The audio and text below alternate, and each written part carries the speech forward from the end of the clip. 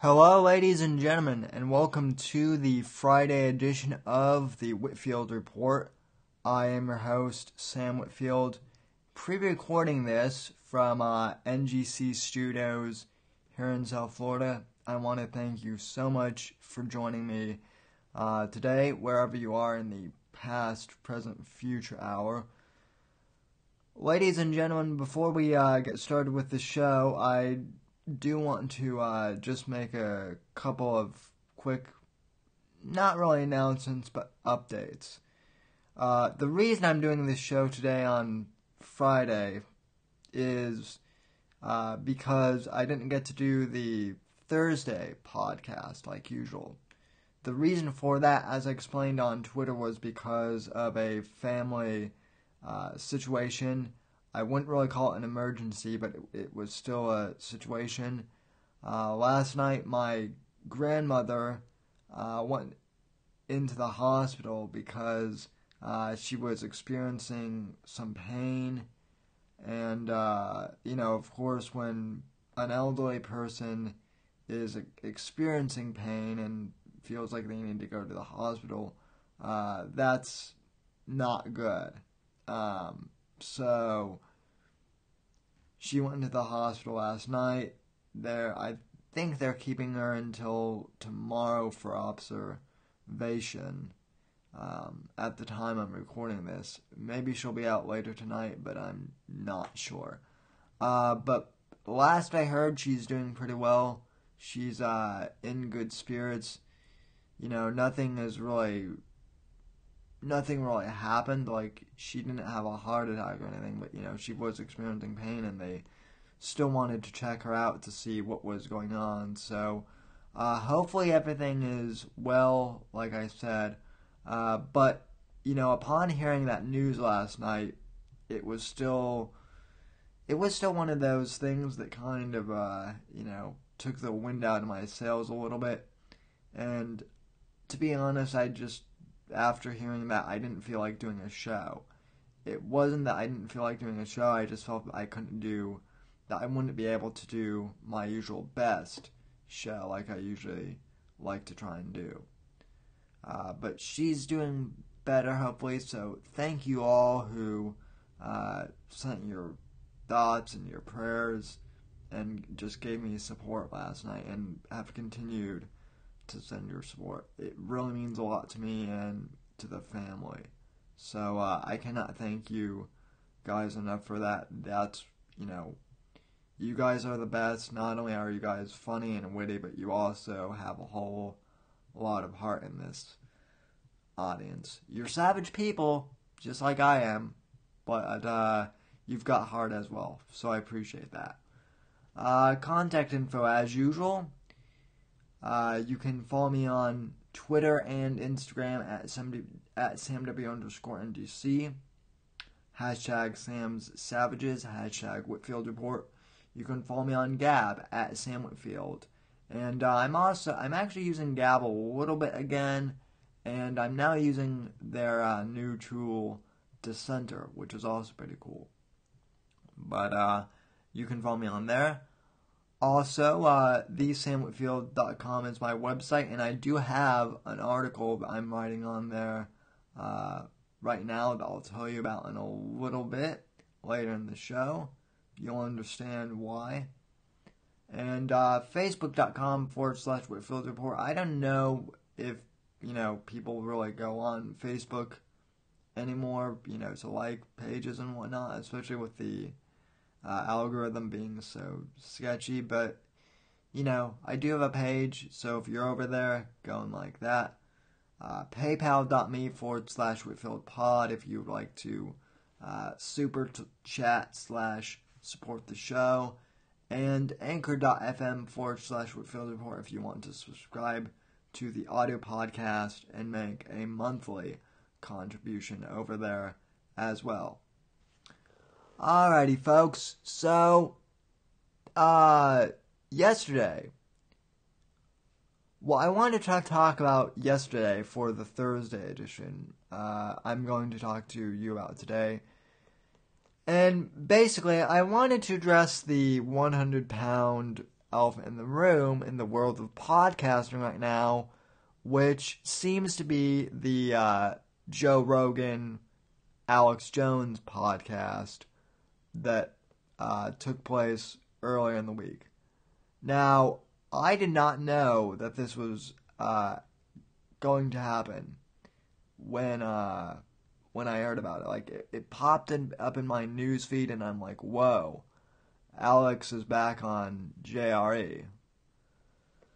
And I watched parts of it, but you know how Joe's podcasts are.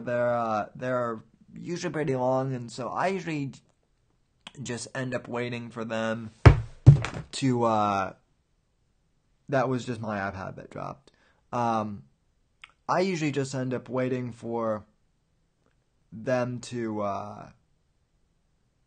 come out onto the audio podcast feed, and I listen to them that way.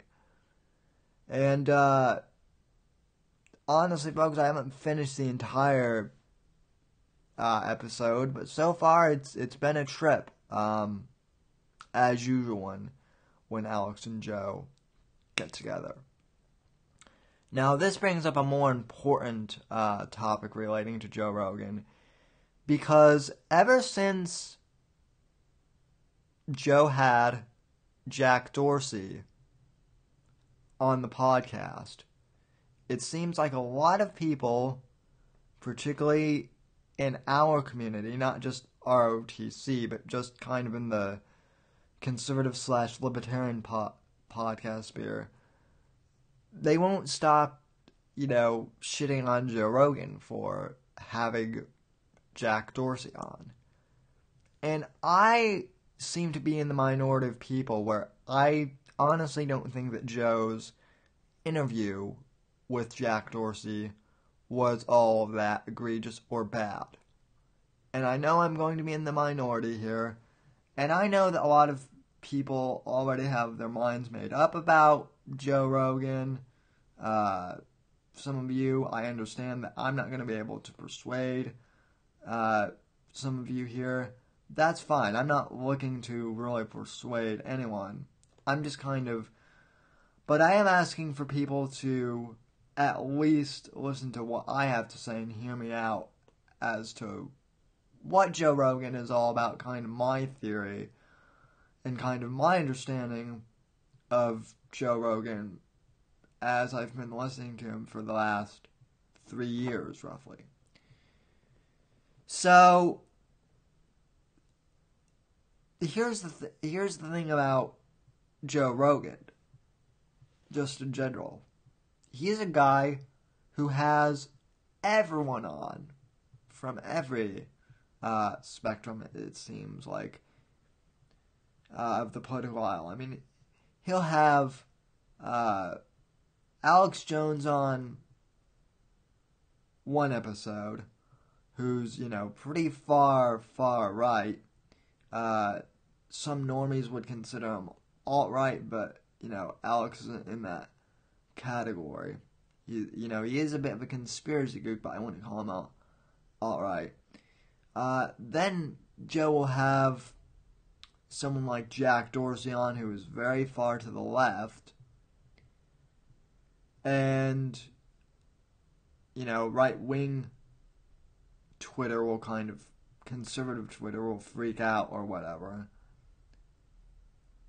And Joe will have someone like Tulsi Gabbard on, and then Roseanne Barr, and all sorts of people who are, some of them are very controversial, some of them are comedians, oftentimes I'll have a lot of his friends. But bottom line, point being, I think Joe Rogan is a guy who just wants to have a dialogue with people on his podcast from multiple viewpoints. He's one of the people that, rather than just, talking about, oh, we need to hear multiple viewpoints, we need to have a more fair and balanced, dialogue in the media, he actually is having a pretty fair and balanced dialogue in the media. I know some of you might not agree with me on that, but look at who his, look at how often his guest list changed. I mean, he has both liberals and conservatives on, and it's a pretty fair mix of people, actually. Now, do I agree with everything that Joe Rogan says? No, I think Joe Rogan is a little too socially liberal. I don't think he really understands the whole concept of that, basic income thing or whatever.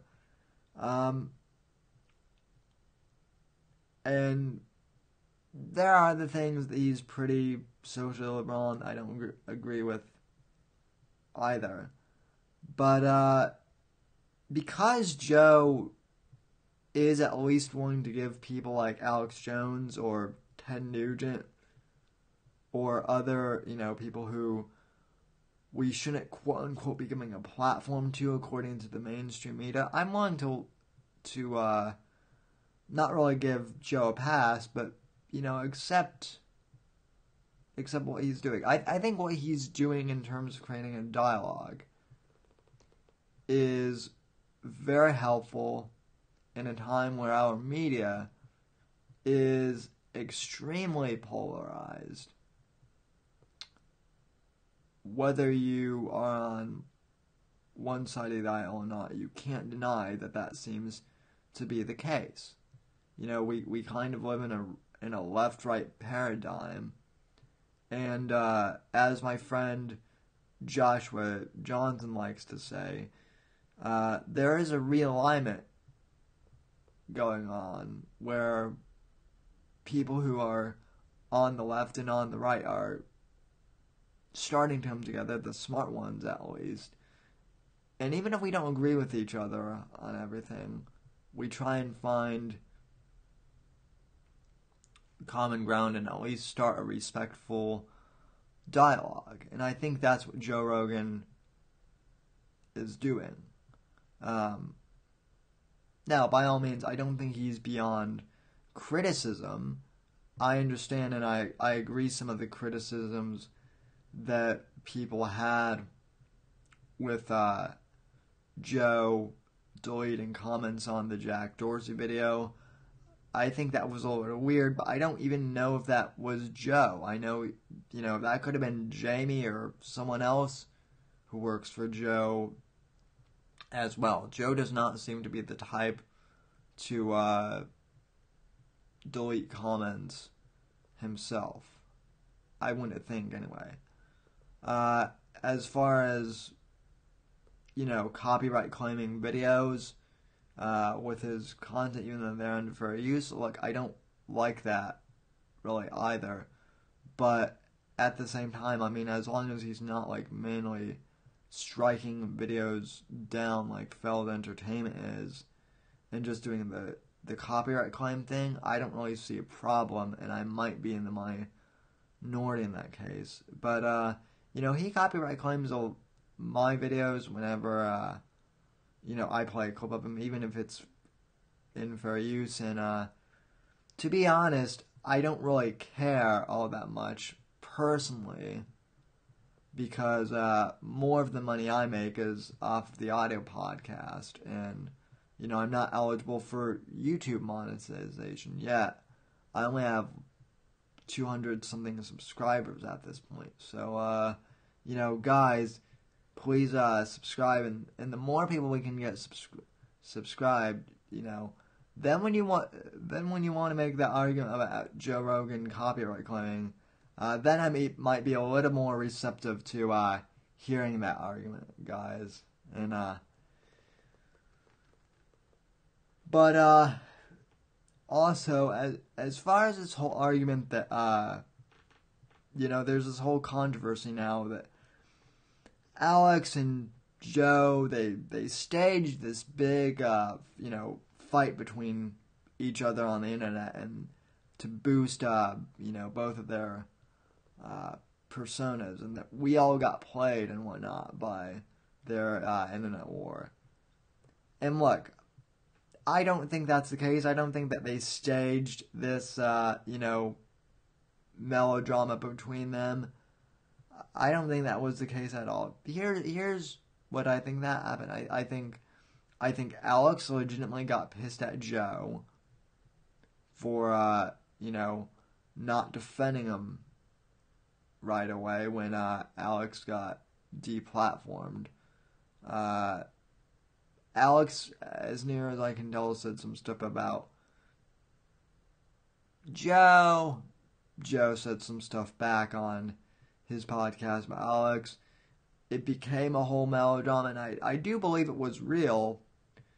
But then I do believe the story that they called each other and talked things out and made up because they're friends. And look, the reason I say that is because if you've ever been in a friendship or other relationship with someone else, and you might not always get along with your friends, and sometimes melodrama like that happens.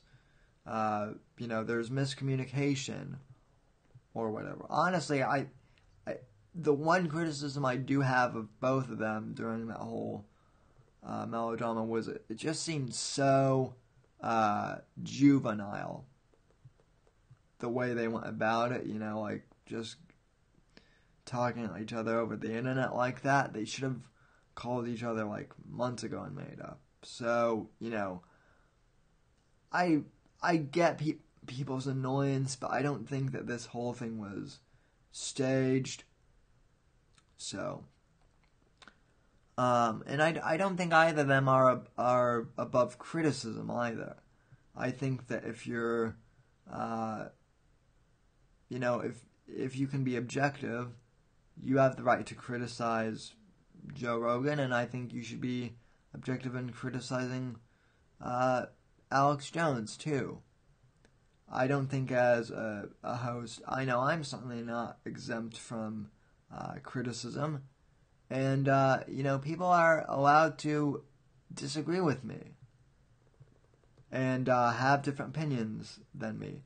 I'm not going to Owen Benjamin people and ban them and call them horrible, nasty names because they disagree with my points or disagree with the style of my show. If someone really doesn't like my show, God bless them. That's fine. If I'm that much of a nuisance, they should just unsubscribe or whatever. But overall, I just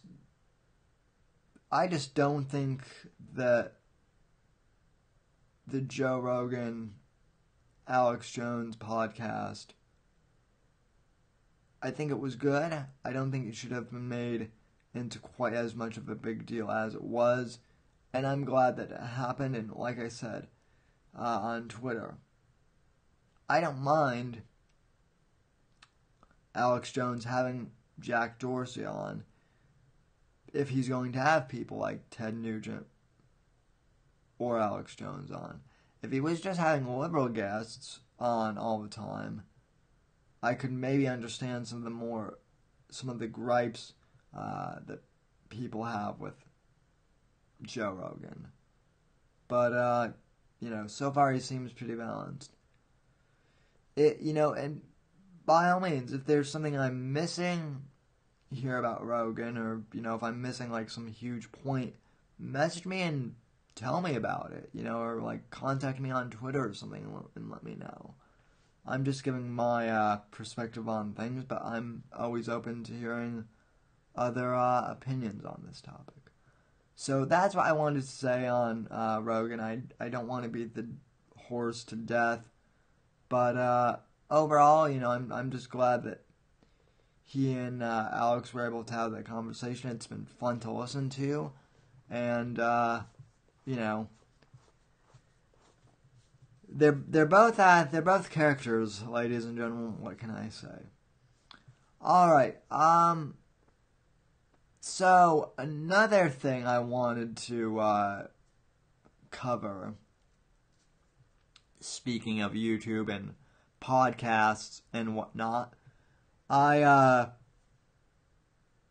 found an interesting clip on YouTube of Sam Tripoli, the comedian, the stand-up comedian who is now, I think he's now more famous because people imitate him so well. Sam Tripoli, okay, all right. That's kind of his whole thing. Sam Tripoli, a few weeks ago, he has a group podcast, which I forget the name of. Let me look at the clip roster here.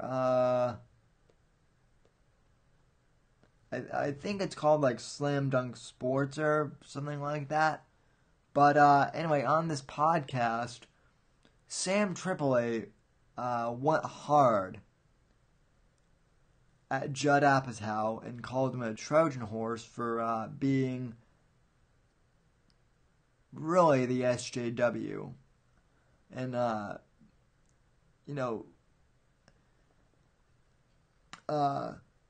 helping this SJW crap manifest itself in stand-up comedy. I'm really glad that Tripoli called him out on that, called Apitow out on it, because here's the thing, folks, and this kind of goes back to the Joe Rogan thing too I was talking about.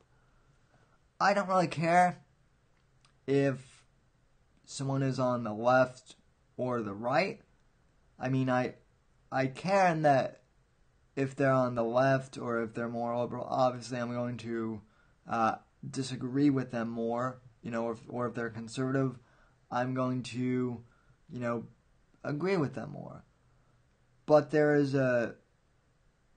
but now in America we have a huge problem with just the left going absolutely SJW, and it's ruining stand-up comedy, and it's ruining things that should not be political in nature at all. And Sam Tripoli, I know he's a liberal. I know he's a liberal, okay?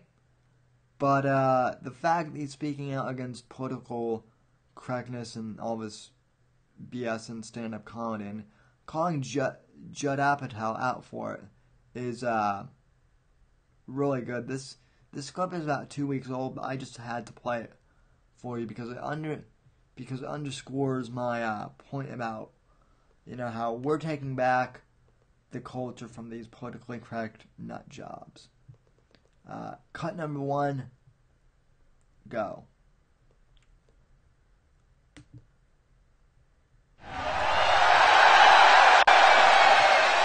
Oh, it's called, the podcast is called Punch Drunk Sports. That's right, folks. Punch Drunk Sports.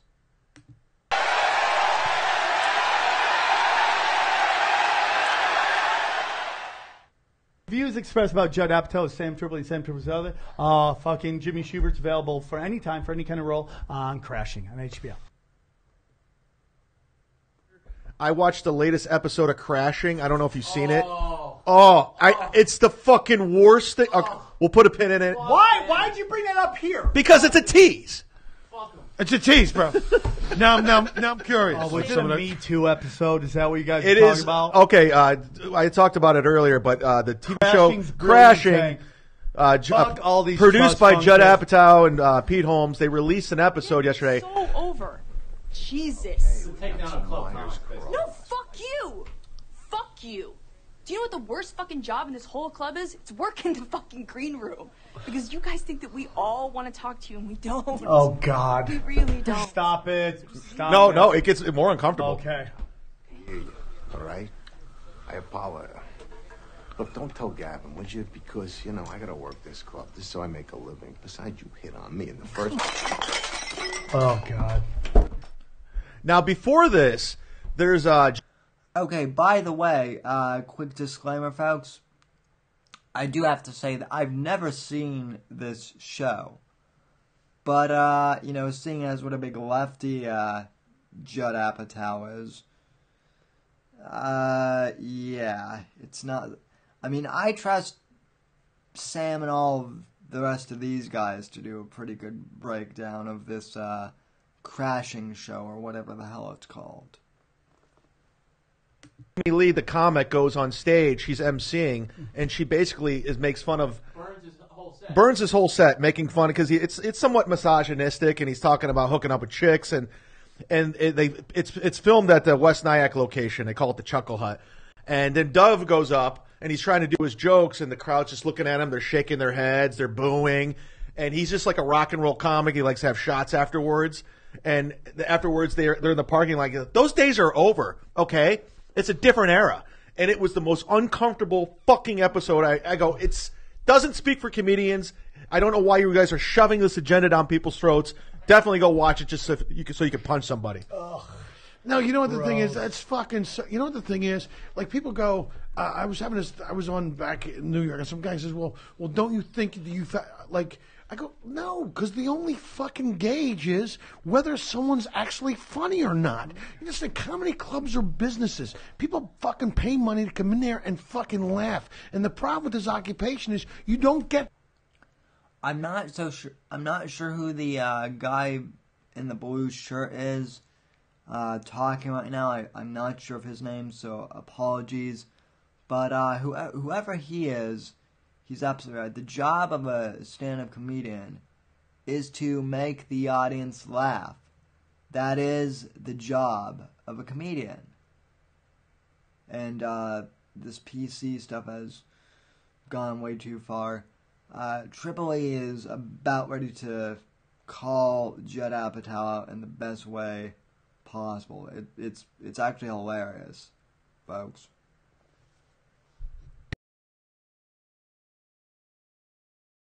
Good till you got 20 fucking years in, and you can't just go fucking changing the rules just because you say that the fucking world is like, you know, the audience dictates what the fuck I talk about because they're fucking laughing at it. I mean, you can't.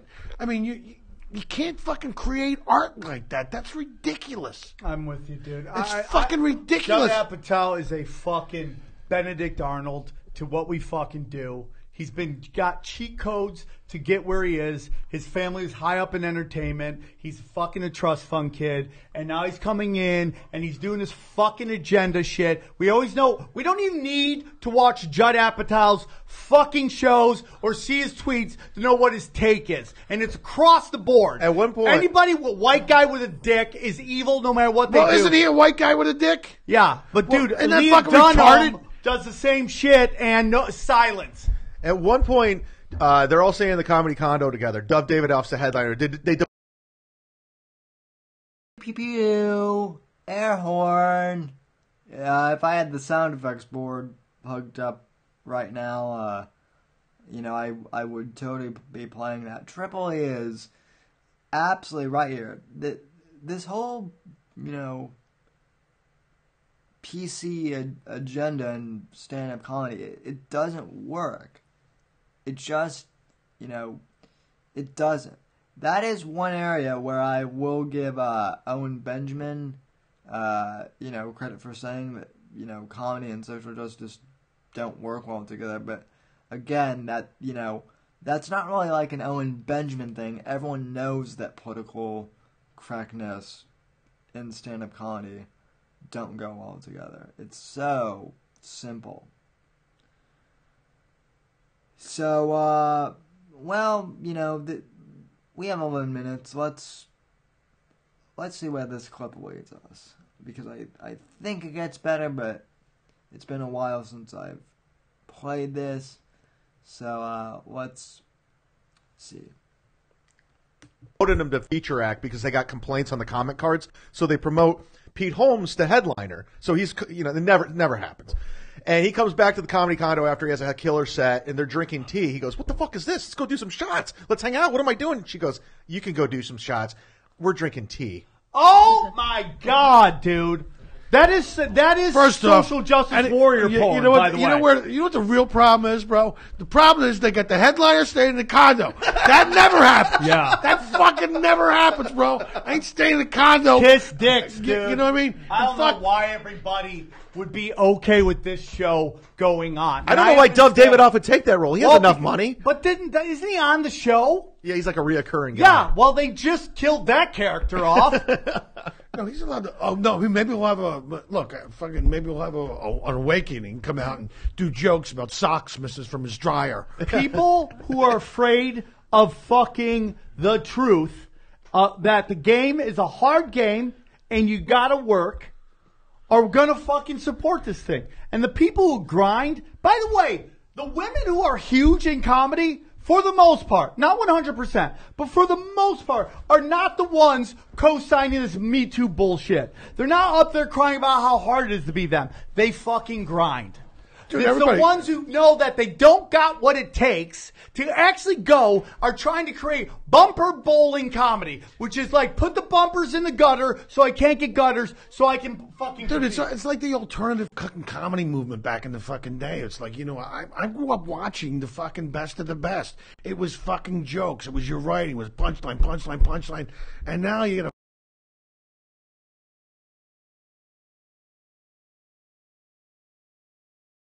All right, so, Sam Tripoli and this whole entire lineup, they absolutely nailed it, ladies and gentlemen. This whole new age of, social justice invading stand-up comedy, it's going to kill the comedy game, and I'm glad that people are starting to wake up to it, and the comedians are saying, no, fuck you, we're gonna tell our jokes the way we want. We're not gonna let the social justice BS invade our craft. I'm not a stand-up comedian by any stretch of the imagination. I'm not even a sit-down comedian. But I think I understand how comedy dynamics work a little bit, and you don't make people laugh by, sucking all the humor out of a joke, which is what political correctness does. So, anyway, but again, to my point, this is what I'm talking about. The fact that Sam Tripoli is, anti-social justice, that means more to me than the fact that he may be socially liberal on some other topics. Okay? If you're a liberal and not a leftist, we're going to get along great. Sure, you and I may disagree on political topics, but if you're just a guy who's like, or a gal who's just kind of like chill, just wanting to hang out and, have a good time, and, if you're being cordial and, funny, or just, if you're not being a social justice warrior, we're gonna get along great. If you, come into a room with me and you start spewing, social justice warrior crap about how, you're oppressed, and how I'm a cis white male, patriarchy, Nazi, homophobic, transphobic, whatever the fuck phobic you think I am, that's when we're going to have problems. Yeah, that is when we're going to have problems. So, this is the reason why the right is winning more of the culture war than the left is because we're actually understanding what what people like and what they don't like. We have senses of humor. The left doesn't. That's painfully obvious by now. And we're not degenerates either. So, speaking of stand-up comedy and whatnot, So the alt-right has pretty much gone up in flames. They're totally disorganized. They're stepping all over each other. And by alt-right, I mean like the hardcore, neo-Nazi, spurgs, the UTR people, the they will not replace us people, those spurgs, the ethno-state spurgs. They're all disorganized. They don't know what to do, and it's hilarious to watch them, infighting with each other on Twitter and other social media networks, those that are still on Twitter. So to commemorate their descendants into chaos and madness, I figured I would play this hilarious bit from Doug Stanhope on nationalism and how stupid it is.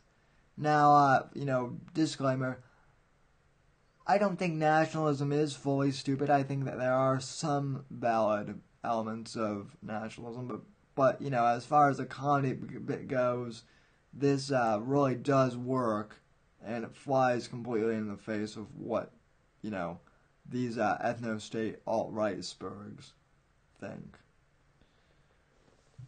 So this is an old clip from Doug Stanhope too. I think this is from his stand-up special in 2006 or 2007. So, this one is at least 12 years old. Probably more at this point. But I saw this on YouTube and I just couldn't resist playing this for you guys. So here is Doug Stanhope on the stupidity of nationalism. Cut number 1, go.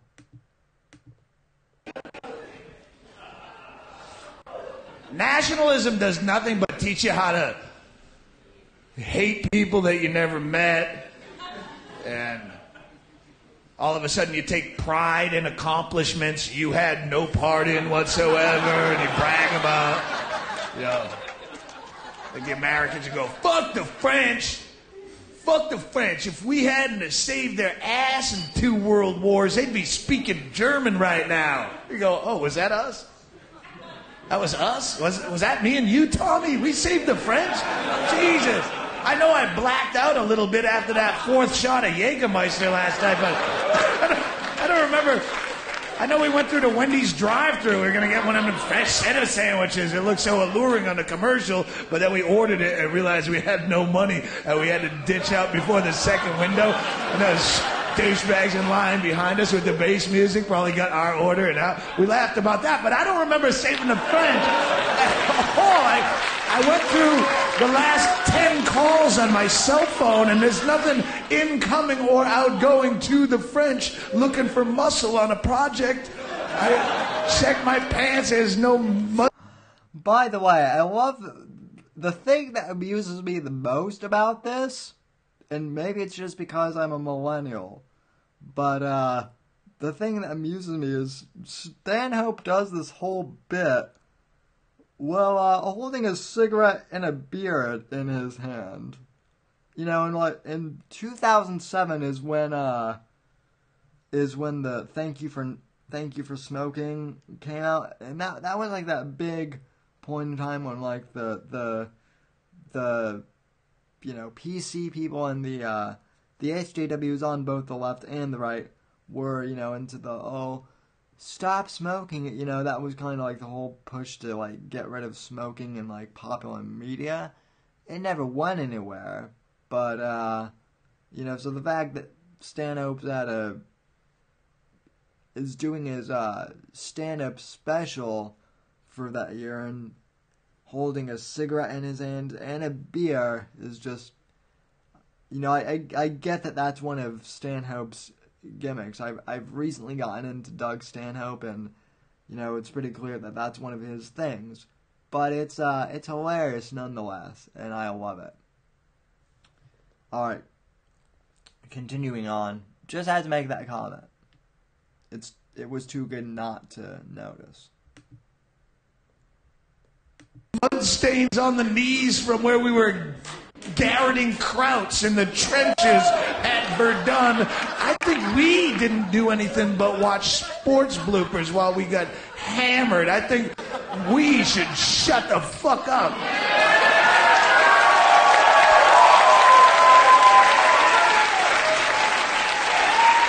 It's silly. All that stuff. Tradition and heritage, it's dead people's baggage. Quit carrying it. Did you make it up? No. It's passed on to me. Pass it back. Every immigration argument that you hear, they never come from well, how does it affect you personally? Well, you know, these immigrants, they come to our country, they burden our tax system. What they do is they come here and they get into our education system and our health care, and I got to pay the taxes. My taxes have to pay that. Well, what the fuck are you doing to me? Every time you have a kid, because it's American, I should pull up a chaise lounge and wave a flag while 15 of those things come out of you, oh, I can't wait to pay for these, they're American. I have a vasectomy and an abortion on my record, but I can't wait for all your fucking fat-headed Midwestern kids to come out of here. What are you, Catholic? Come on, be fruitful and multiply. Love it. I'll get a second job. No, Well, these immigrants, they don't speak the language. Then don't talk to them. Well, I solved your problem. That was quick. You know who speaks the language perfectly? Your next door neighbor. You've lived there 8.5 years. You've never said one fucking word to that guy. You avert eye contact should you check the mail at the same time. So why would you give a shit what the guy selling ganip-ganops in a cart in the park speaks? It's none of your fucking business. And all the cliched arguments like that, well, they're lazy, they're shiftless, and they're criminals, and all this. All those arguments go against the main cliched argument of they're taking American jobs. I live on the Mexican border. I live 7 miles off the Mexican border in a town, Bisbee, Arizona, a little town. I can go out any day and watch Border Patrol arresting these guys by the dozen, 11 at a time out of a Dodge Omni, like a clown car with plastic cuffs. And you're right, they don't speak the language, and they probably have no education. They don't have fucking shoes half the time. They're like barefoot and tattered castaway, like Gilligan's Island shorts, and a fucking dirty t-shirt, and they're dehydrated and wander in the desert for 4 days. And if that guy is as qualified for your job as you are, you're a fucking loser of such epic, humiliating proportions. I would be ashamed to have anyone find out that guy took my job. He doesn't speak English. What, did they do your job training in pantomime, shithead? Oh, see, come on. Boink, boink. I see, boink, boink. Crank, crank, crank, crank. You're out of here, mullet head. That guy's more qualified. Fucking asshole, you should have tried harder. Nobody bitches about immigrants taking their job if that person has skills of any level. You hear fucking brain surgeons sitting around the Beverly Hills Hotel lounge. You know what really chaps my ass, Barry? Scandinavian fellas are coming over taking all our good neurosurgery positions. The Norwegians specifically. I say we down ourselves a bottle of Jack Daniels and go stomp us some Ouija ass. The first Ouija we see, we jump out of that Explorer and pound him. Fucking immigrants. All started with that Einstein. Once they brought him over from Germany and we didn't have any good genius jobs, it was a trickle-down effect.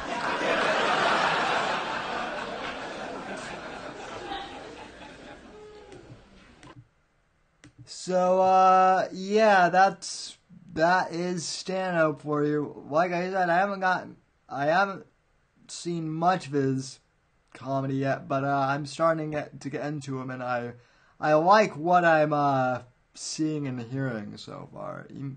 He might go on my top 10 list eventually. So if any of you who are regulars have any good Stanhope bits or anything that you want to send to me on Twitter or whatever, please feel free to. Or any other good comedy bits that you think I might like. I'm always open. So, alright folks, well that's pretty much the show, except for today is March 1st, so happy 1st in the month. It is also the 7-year anniversary since Andrew Breitbart passed away. And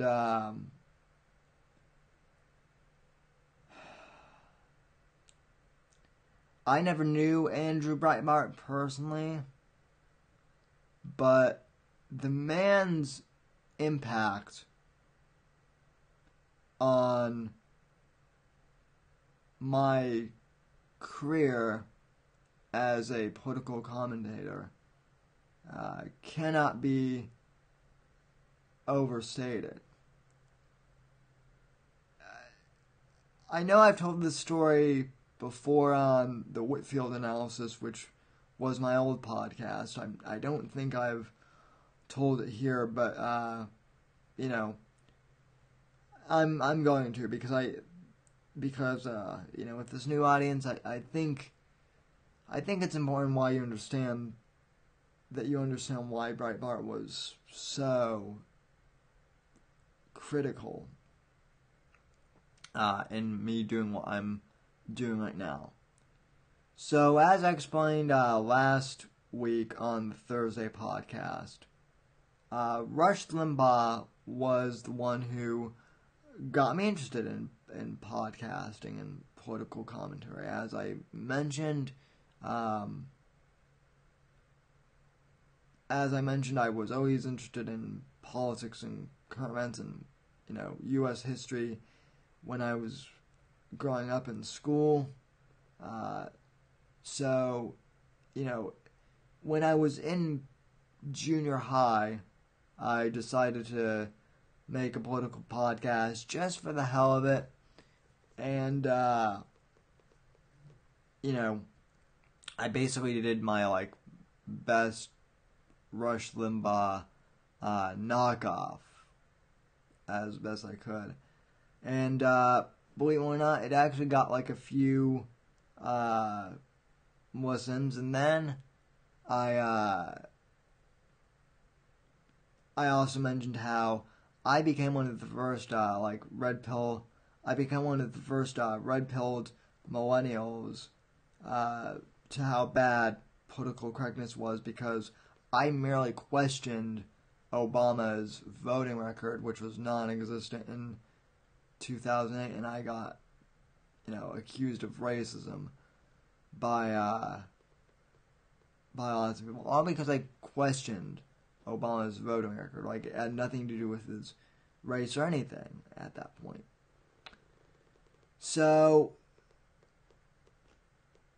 that was kind of what kickstarted my career as a political commentator. Now, I admire Rush Limbaugh, and I still admire him to this day, but, truth be told, and Mersh even mentioned this when I had him on the podcast a few weeks ago, Mersh from Nightwave Radio and ROTC. The conservative movement is unfortunately super uncool. And really up until Trump's era, they did not know how to communicate with, younger, with people under 50 or, really even under 60, I would say. They were terribly unhip. They didn't know how to win the culture war at all. In fact, up until the era of Trump, I would say that most of the quote-unquote conservatives were largely ignoring the culture war. that was until Andrew Breitbart came along, who was really, I would say, the godfather of the new conservative movement, the kind of the rebirth that I came out of younger people, and by younger people, I don't just mean millennials, but Gen Xers as well, who understand culture, who understand, the internet, who understand how to use the internet effectively, who understand meme power, and, trolling effectively, to get a message across. Like, Breitbart understood the internet culture. He understood pop culture just in general, and he understood how to turn the conservative movement into a counterculture. And he was absolutely instrumental in just how I formed the format for the show. Like, before really encountering Breitbart's style, I was more of just doing straight reading the news and going over what I thought the news of the day was like in more of a news format. But then once I encountered Andrew Breitbart's work, I started, doing a little more pop culture stuff like I was doing today. Exposing political correctness through humor and through satire. Just having fun with the show. That was one of the things that Breitbart really, influenced me to do. And on the day he died, I'll never forget this.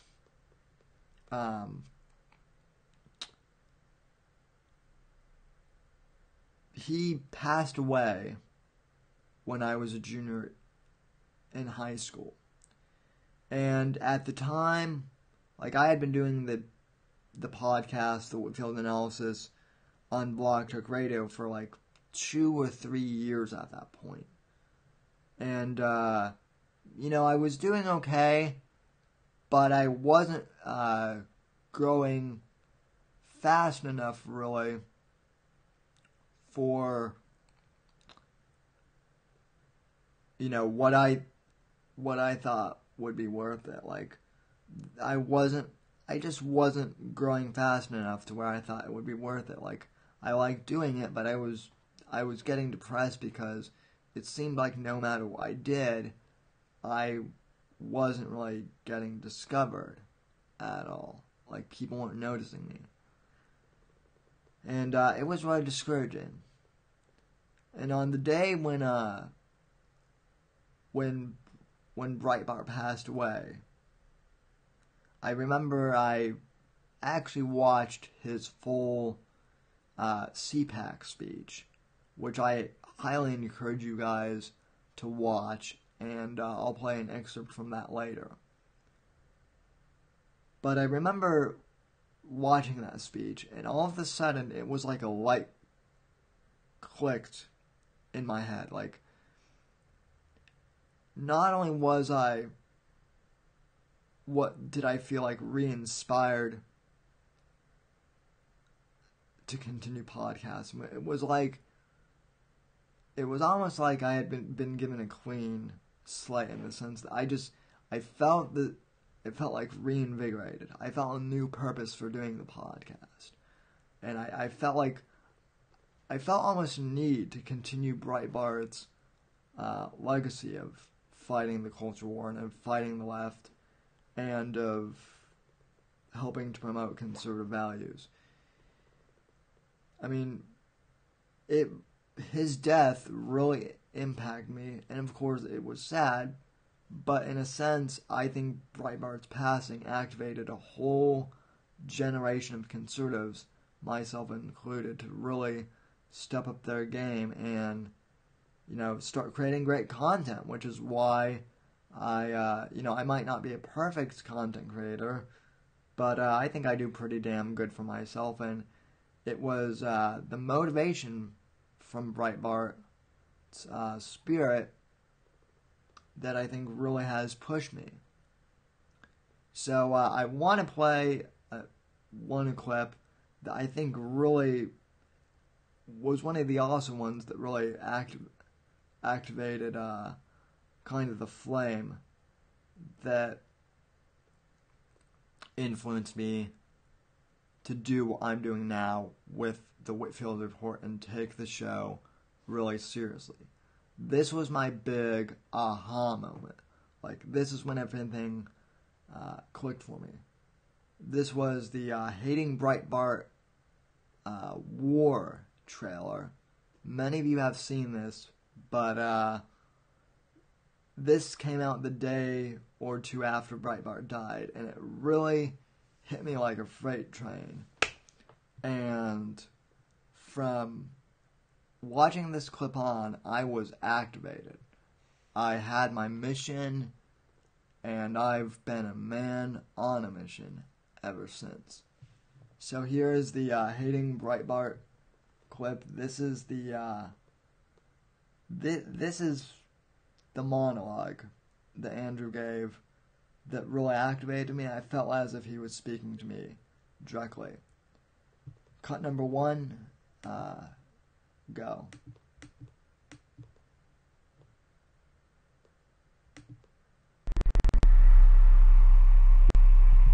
I am so sick of the media dictating the terms of the narrative in this country. I'm so sick of having to be apologetic for who I am. I'm so sick of people in middle America being called flyover country or slope-headed.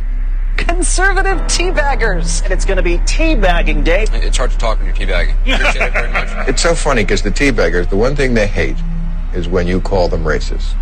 If racism is not the whole of the Tea Party, it is in its heart. The hatred that Timothy McVeigh, that he had. There are plenty of people like that right now. I think you get the general tenor of this. It's anti-government, since this is highly promoted by the right-wing conservative networks. The left pits people against each other. Divide and conquer is the strategy. I don't want to live in that world. It is the exact opposite of e pluribus unum.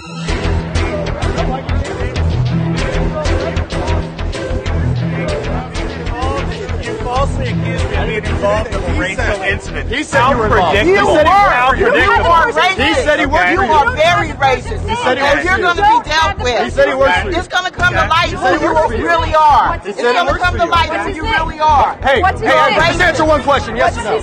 What about the fake person? Yes or no? And what the left has stood for with political correctness is to try and get those with whom they disagree to shut up. And the Tea Party movement and Sarah Palin and Michelle Bachmann and Alan West and all the people that have gone out there against the mainstream media and said, you're going to call us racist, you're going to call us potential Timothy McVeighs, fuck you. War.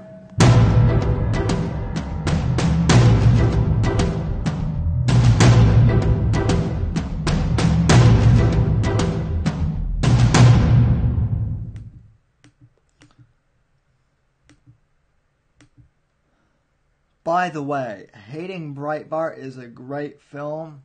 It's probably actually my favorite documentary of all time. I'm not even joking. I've watched it at least 5 times. And with today being the anniversary of Breitbart's death, I'm probably going to watch it again. Tonight maybe.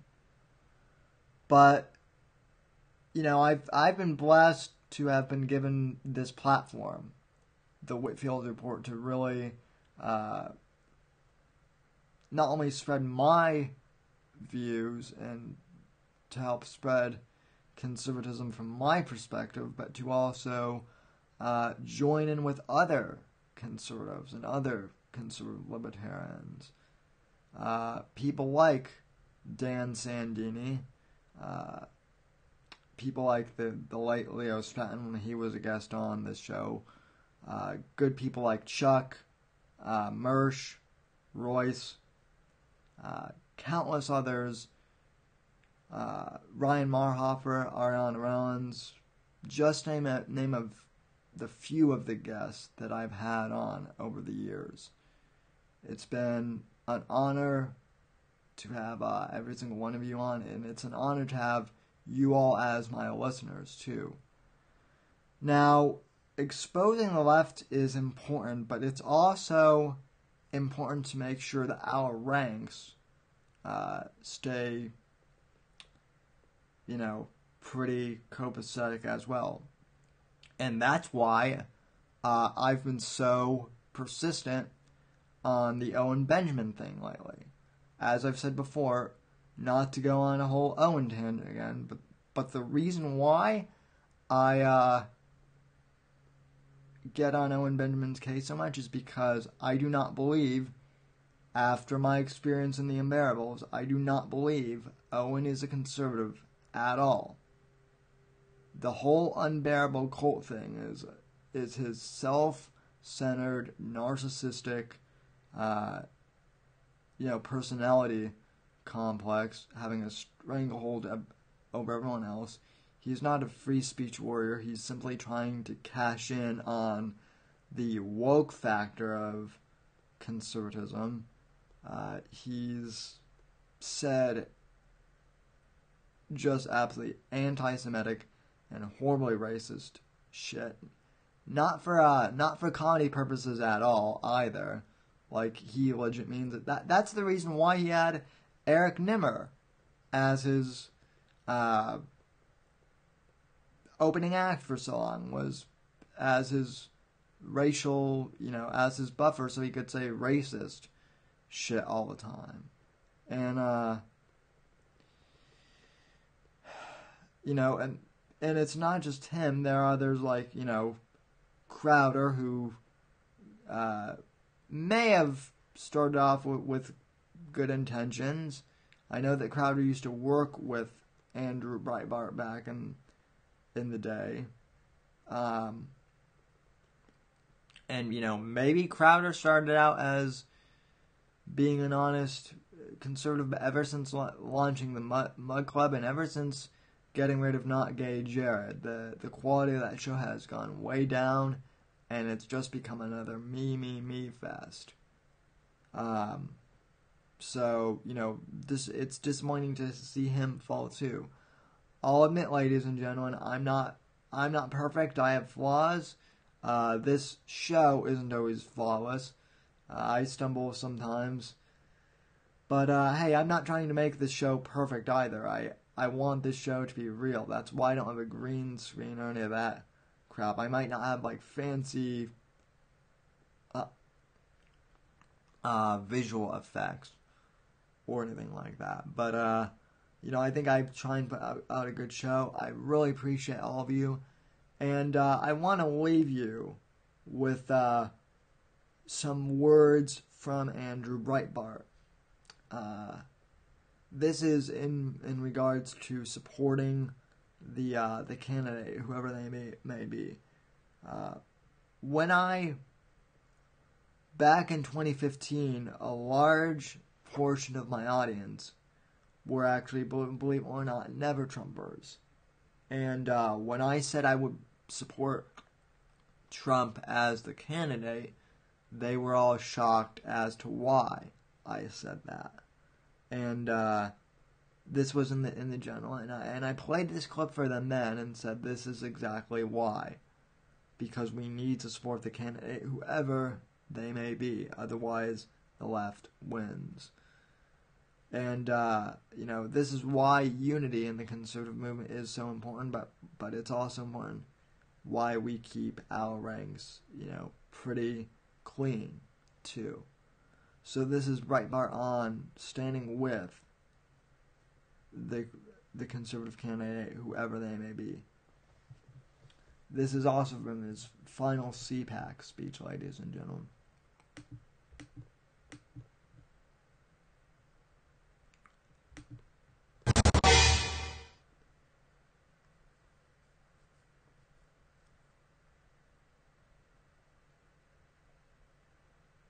The mainstream media refuses to tell you that these are the same shock troops that have been shocking us, pointing their fingers at us, trying to instigate riots with the police, These people are the definition of un-American.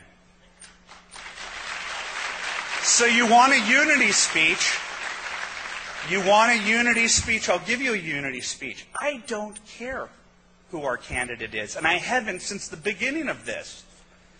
I haven't. Ask not what the candidate can do for you. Ask what you can do for the candidate.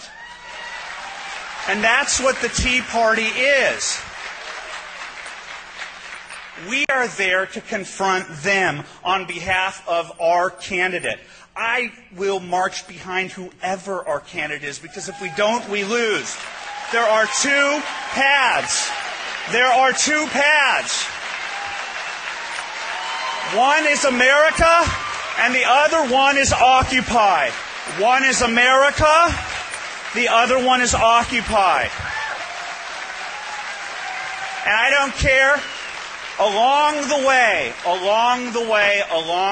and I'm not a candidate, I'm never going to be a candidate, I'm just a goofball from Los Angeles who wears goofy shoes, promised people I would shave, didn't, promised people I'd take a shower, I got too caught up talking to everybody, and here I am, kind of a mess, but kind of excited to be here.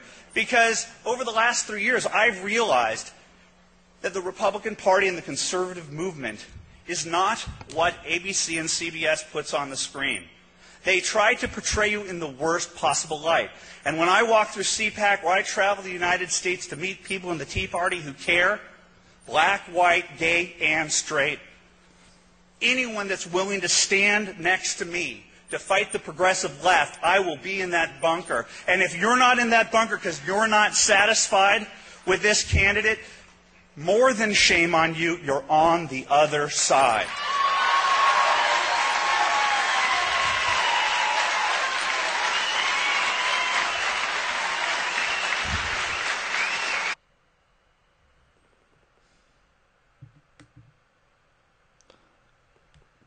Alright, ladies and gentlemen, so this is a story from Breitbart.com. It's not really a story, but because today is the anniversary of Breitbart's death, they actually put one of Andrew's best quotes online, and so I want to read it for you, because this is relevant to what I'm doing today. I feel that this is my call now, and I feel that this is the call that everyone else should take up as well. Quote, "I'm fighting back against years and years of the cultural and political left telling people to sit down and shut up. And I'm finally telling a bunch of people, whether it be a conservative or a libertarian on a college campus, whether it be an actor or director in Hollywood who wants to make a movie that represents his worldview, I'm saying I'm going to lead the charge. And you want to follow me? Fine. And there are people who are following me. I want to make things equal. I want people to have a free and open voice, ladies and gentlemen." That is what Andrew Breitbart said in 2012. One of the things he said. And I think that this quote is, well, it pretty much sums up what I'm all about. We're fighting back against the cultural and political left. We're making conservatism cool again. We're making America cool again. The idea of Americanism as a culture. Not as an ethno-state, but as a concept. Breitbart was a great man.